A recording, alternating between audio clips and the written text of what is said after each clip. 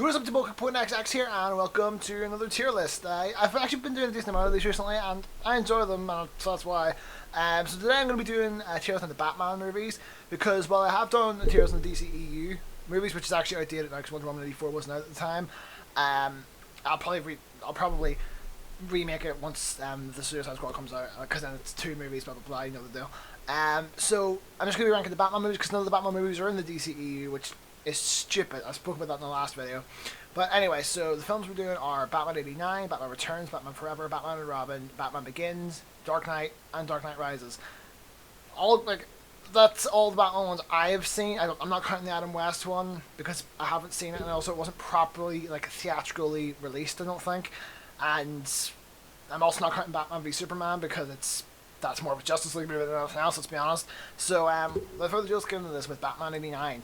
Batman 89 is pretty good, if you ask me. It's definitely not the best. I don't know, it's good. It has a good villain. Jack Nicholson was a great Joker. I think people forget that because of how good Heath Ledger was. Jack Nicholson he was a fantastic Joker. And obviously, Michael Keaton is Batman. He's iconic as fuck. The suit's a bit ridiculous, the rubber and shit. But it's a good movie. It's a good movie. It's dark, but not too dark. If you know what I mean. It's right there, kind of in the middle, which is exactly where you kind of need it to be. Next is Batman Returns. I'm putting this in amazing. Maybe I could move it down to just slightly above Batman 89, but no, it's an amazing. This movie is great. It's a good film. Great villain, great kind of anti-hero villain thing with Catwoman. Obviously, Michael Keaton still kills it as Batman. As I said, he's not the best Batman, but he's good for this universe's Batman, so can't take that away from him. And I don't know, I'm just an overall fan of the movie. It was one of the first Batman movies I ever saw, and yeah, I like it. So next up, we got Batman Forever. Okay, this is going to be controversial. I'd either put this anywhere from okay to not the best. I honestly don't know how I feel about this film. It is so weird. So I just, when in doubt, middle it out. There were some things I liked about the movie. I liked Robin in the movie. I thought that was done really well. Fucking Jim Carrey as the Riddler. He wasn't good at the start, but as I got into it, I started sort of liking him more. So there was some funny stuff, and Alfred's always good. You can't fuck up Alfred in a Batman movie. I don't know. But yeah, aside from that, yeah, Val Kilmer as Batman. He looked the part, didn't necessarily play it very well. I spoke about this in my last video. Two-Face was fucking stupid. Whatever the fuck the girl's name was, the one he was fucking, the love interest for this one, which is a different love interest for every movie, basically. She was boring as fuck, but it's still a movie I can get some enjoyment out of. Batman and Robin. Look, I don't have to say anything about Batman and Robin. We all know how bad that film is. Poison Ivy was the closest thing to good that the film got. Everything else, no. Out the fucking door with it. Actually, no, Alfred as well. Alfred was great, and his plotline was kind of good. The fucked up Batgirl. Robin wasn't good in this one. George Clooney as Batman was the biggest mistake I think they actually made in this. I think he could have made a decent Batman if you were talking older Batman, but within this series, no. Arnold Schwarzenegger, great actor, as fucking Mr. Freeze, whatever the fuck his name is. How did I forget his name? No, get him out of here. That was, It was made as a massive toy advertisement, and there's literally a part in there. Oh yeah, Bane was fucking awful. There's literally a part in there where fucking Poison Ivy goes. That's why every Poison Ivy action figure comes complete with him, and I'm like, are you fucking... Whatever. Anyway, next one, Batman Begins. Bro, everyone loves this movie. It is so good.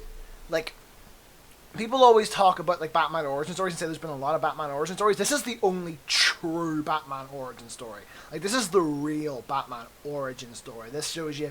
not only the parents getting killed and all that, but it also shows you how he comes up with the gadgets, all of that shit. It is of course, Scarecrow was an interesting villain. I'm actually not a huge fan of Scarecrow as a villain, and that's what we're talking about in Arkham Asylum, where he was maybe one of the best parts of the game with those fucking missions. Yeah, they nailed him in that. Fucking,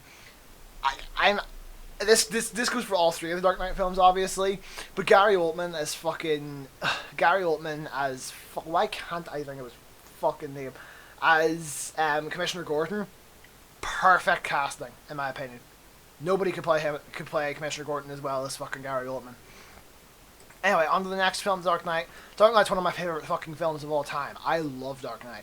Because here's the fact, whenever I saw it, I actually didn't know that Harvey Dent was Two-Face's real name. So I actually didn't know that that was coming the whole time. So whenever it happened, I was kind of like, oh shit. Once I saw his face on fire, I was like, oh shit, it's Two-Face. It was, oh my god. Such a good film. Obviously, the Joker. Everyone online has gone out like talking about how fucking good the Joker is in this movie. It's like this. Okay, right. This is basically like Batman and Robin, where I don't have to talk about it. Everyone already knows it's fucking good, except Batman and Robin was bad, and this is good. It's like I don't have to talk about how this film is good. This film is fucking great. It is so good. Like I can't even describe it in words how fucking good it is. Just go watch it if you haven't seen it. I swear to God. And Dark Knight Rises, I'm gonna put this in amazing. Look, it isn't perfect, alright? Bane's voice was probably the worst part of the entire movie. Everything else, I really liked. I really liked this film. I really don't get the hit. I mean, yeah, aside from the Bane voice, which was no, like, it's a great movie. You know what?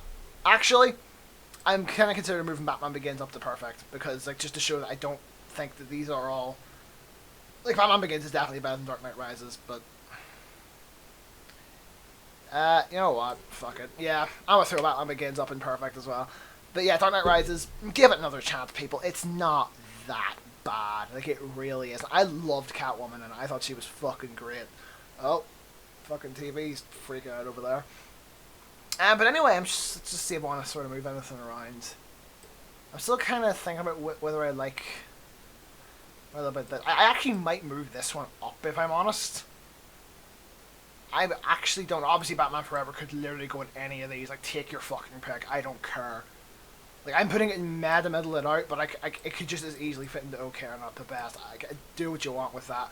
Batman and Robin deserves to be lower. For fuck's sake. Like, my god, it deserves to be lower than the fucking tier list, even fucking. But you know what? No, I'm sticking with it. So, yeah, that was my tier list. So if you guys enjoyed the video, be sure to leave a like, leave a comment in the comment section below telling me what do you think of my tier list and what yours would be. Subscribe, how I'll see you all next time. Peace.